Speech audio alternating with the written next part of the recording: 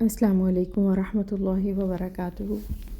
الحمدللہ، اللہ تعالیٰ کی مہربانی سے اور اس کی دی گئی توفیق کے ساتھ آج ہم سورہ شمس کی آیہ نمبر 10 کی تفسیر دیکھیں گے۔ سٹارٹ کرتے ہیں۔ الحمدللہ رب العالمین، الصلاۃ والسلام علی اشرف الانبیاء والمرسلین وعلی آلہ وصحبہ اجمعین، اما بعد، فاعوذ باللہ من الشیطان الرجیم، بسم اللہ الرحمن الرحیم۔ رب اشرح لی صدری ویسر لی امری واحلل عقدۃ من لسانی یفقہوا قولی، رب زدنی علما، اللہم فقہنا فی الدین، اللہم بارک لنا فی اوقاتنا، آمین یا رب العالمین۔ آیہ نمبر 10۔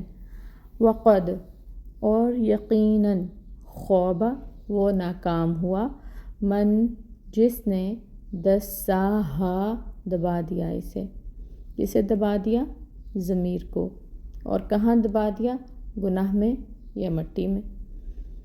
اب بامحاورہ ٹرانسلیشن اگر ہم دیکھیں، اور وہ نامراد ہوگا جو اس کو گناہ میں دھنسا دے، یعنی جس نے اپنے نفس کو گمراہ کر لیا وہ خسارے میں رہا۔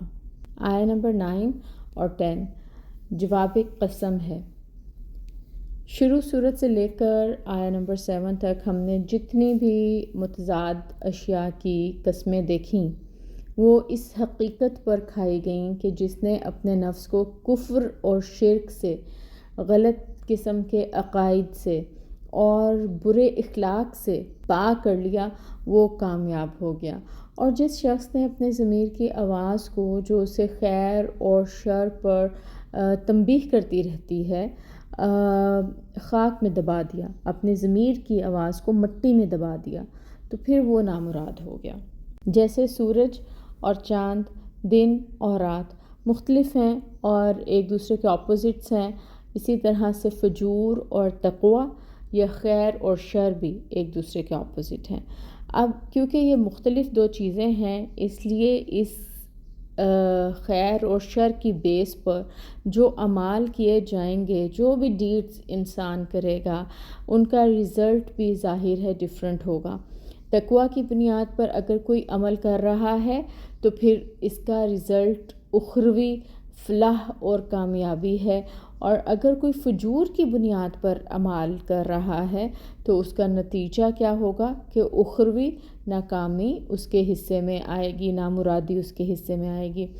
تو یہی اس آیہ مبارکہ میں بتایا جا رہا ہے کہ جس نے اپنے ضمیر کی آواز کو دبا دیا نا، اور اس کی ضمیر جو اس کو غلط اور صحیح کے بارے میں ہمیشہ تنبیہ کرتا ہے اس کی نہیں سنی اور شر کو ہی فالو کیا، تو پھر وہ اپنے ضمیر کو کرپٹ کر لے گا، اور پھر جس طرح کرپٹ فائلز آپ کو کچھ آؤٹ پٹ نہیں دیتی، کوئی فائدہ نہیں دیتا، اسی طرح اگر آپ کا ضمیر کرپٹ ہو جائے تو پھر انسان اس سے بھی کوئی فائدہ نہیں اٹھا سکتا اور پھر ناکامی ہی حصے میں آئے گی۔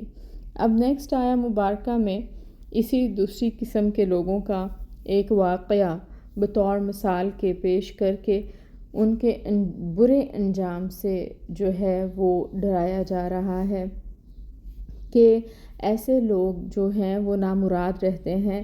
آخرت میں تو ان کو سخت سزا ملے گی ہی ان کے اعمال کی، لیکن بعض دفعہ ان کو دنیا میں بھی سزا کی ایک قسط دے دی جاتی ہے، جیسے قوم سمود کا ذکر یہاں پر آ رہا ہے۔